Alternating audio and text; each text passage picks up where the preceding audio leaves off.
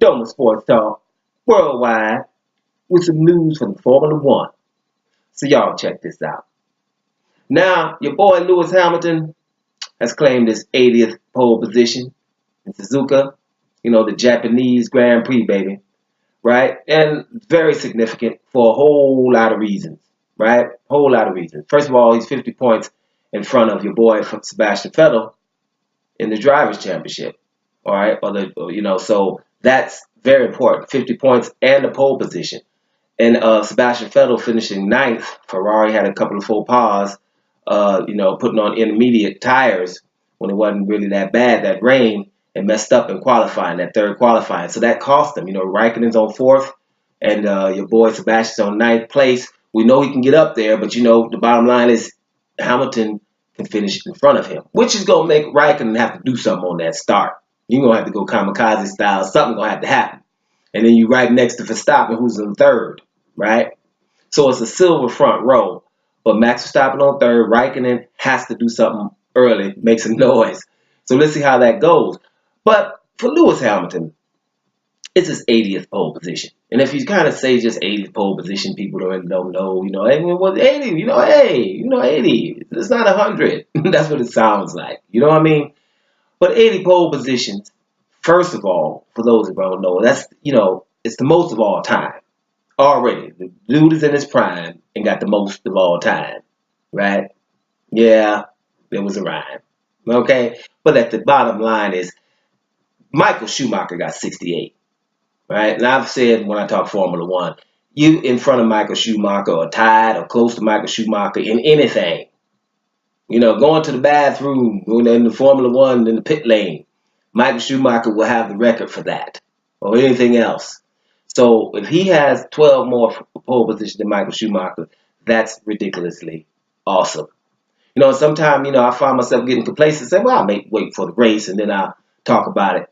But then I said, man, that's the big 8-0. I know it's something as a driver, you're looking for nice round numbers. So number 80 is pretty awesome. Speaking, like I said, when Michael Schumacher's 12, he's next. Sebastian Vettel's got about 50-something, 57, 58.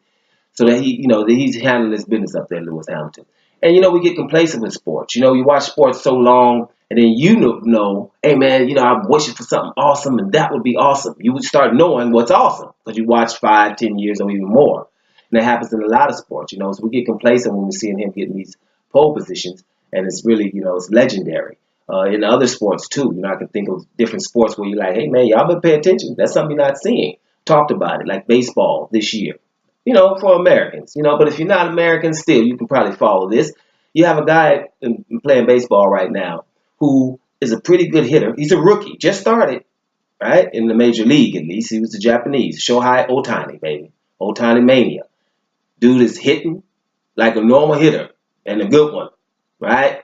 Home runs, doubles, things like that. Gets on base, stealing bases, an offensive juggernaut in his first year. Right? But he also pitches a fastball at 100 miles an hour and got split finger, curve, slider, whatever you need to know. He's a good pitcher too. His elbow is hurt right now, but he's a great pitcher too. You haven't seen that since Babe Ruth. That's talking about the 20s or whatever, right? For almost a century. Enjoy it. It's something you haven't seen. Fathom it. Same thing, you go to the NBA basketball. You got one guy, named Russell Westbrook. Right? Russell Westbrook is playing and everybody else around him is big stars, right? But we watch basketball for a long time. And we have this statistic, triple-double. Very important statistic. That means you've done in 3 different categories, 10 or more. 10 or more assists, 10 or more rebounds, 10 or more blocks or steals, and of course points, which is the easiest one to get. But triple-double is something very special.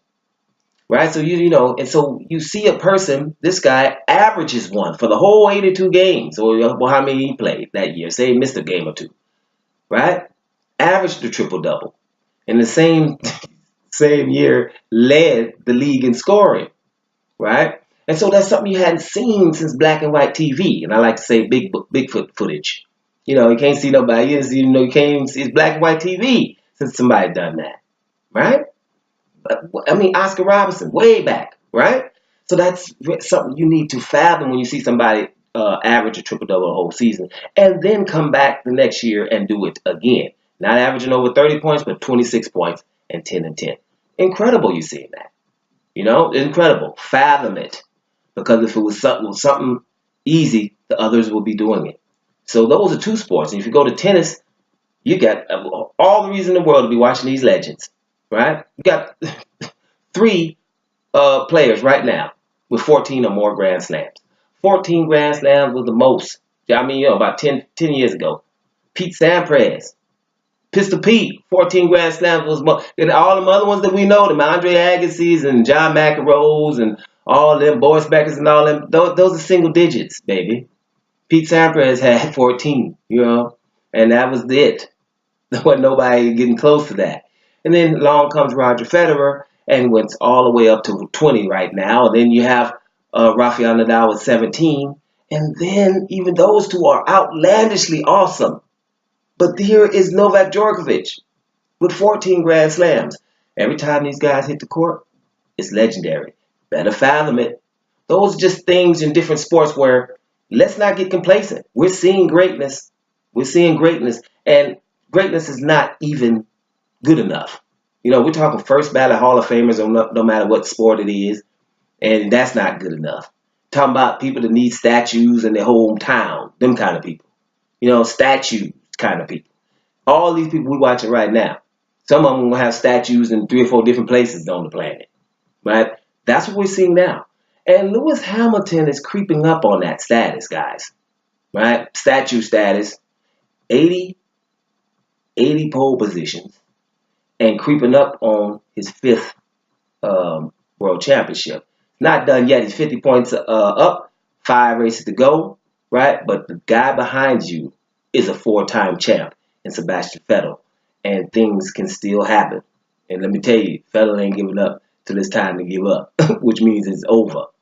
So it's still going to be interesting. The drive for 5 is still alive. But Vettel ain't got no time to jive. You know what I'm saying? So he better drive and fast. And this got the way it's going to have to be. So let's see what happens in the race. Wishing them all well. But it's just congratulations to, 8-0 pole positions.